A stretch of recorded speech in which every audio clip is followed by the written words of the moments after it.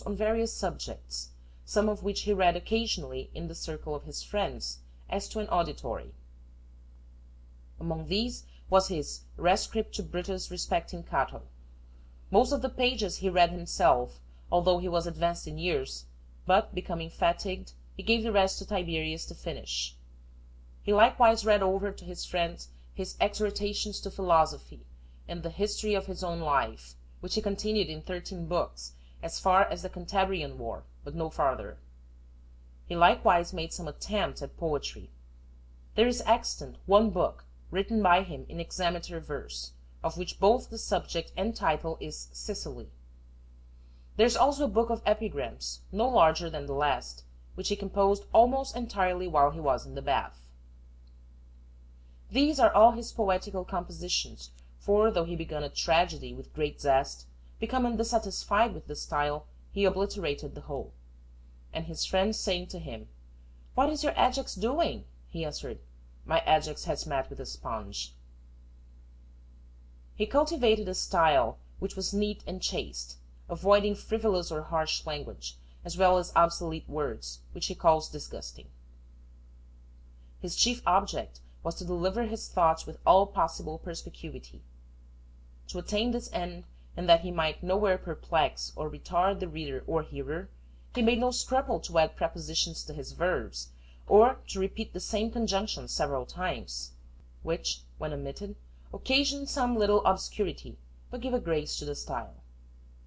Those who used affected language or adopted obsolete words he despised, as equally faulty, though in different ways. He sometimes indulged himself in jesting, particularly with his friend Maecenas, whom he rallied upon all occasions for his fine phrases, and bantered by imitating his way of talking. Nor did he spare Tiberius, who was fond of obsolete and far-fetched expressions.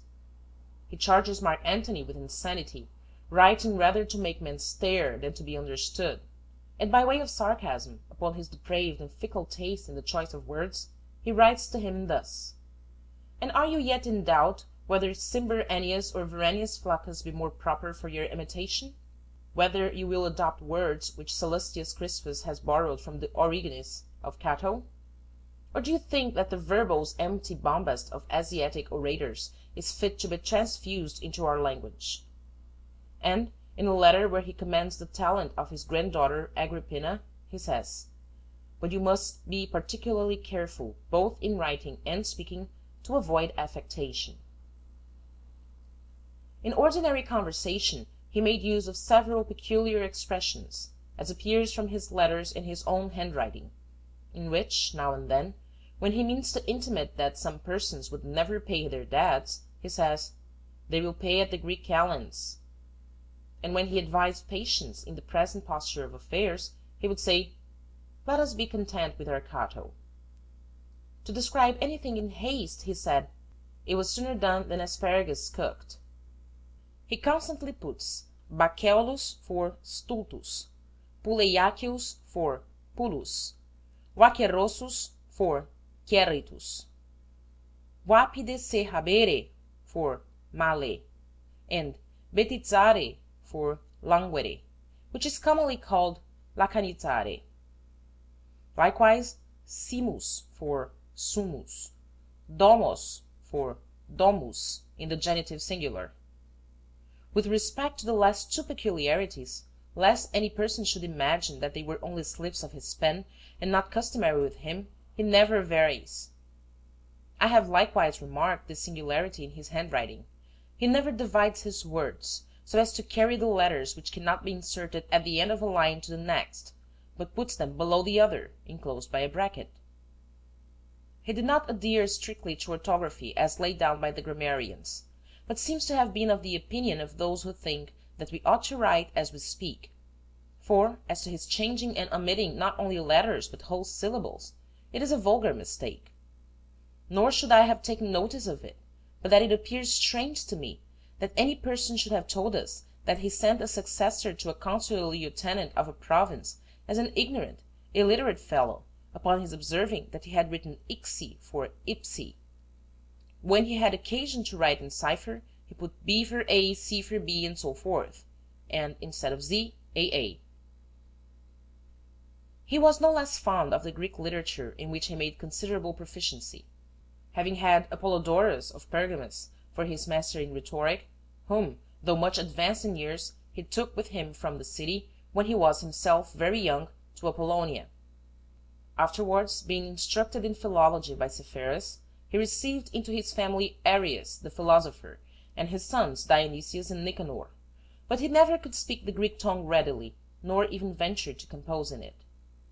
For, if there was occasion for him to deliver his sentiments in that language, he always expressed what he had to say in Latin, and gave it another to translate. He was evidently not unacquainted with the poetry of the Greeks, and had a great taste for the ancient comedy, which he often brought upon the stage in his public spectacles. In reading the Greek and Latin authors, he paid particular attention to precepts and examples which might be useful in public or private life. Those he used to extract verbatim, and gave to his domestics, or sent to the commanders of the armies, the governors of the provinces, or the magistrates of the city, when any of them seemed to stand in need of admonition. He likewise read whole books to the Senate, and frequently made them known to the people by his edicts, such as the orations of Quintus Metellus for the encouragement of marriage, and those of Rutilius on the style of building, to show the people that he was not the first who had promoted those objects, but that the ancients likewise had thought them worthy their attention. He patronized the men of genius of that age in every possible way. He would hear them read their works with a great deal of patience and good nature, and not only poetry and history, but orations and dialogues. He was displeased, however, that anything should be written upon himself, except in a grave manner, and by men of the most eminent abilities, and he enjoined the praetors not to suffer his name to be made too common in the contests among orators and poets in the theatres. End of Caesar Augustus, Part 5.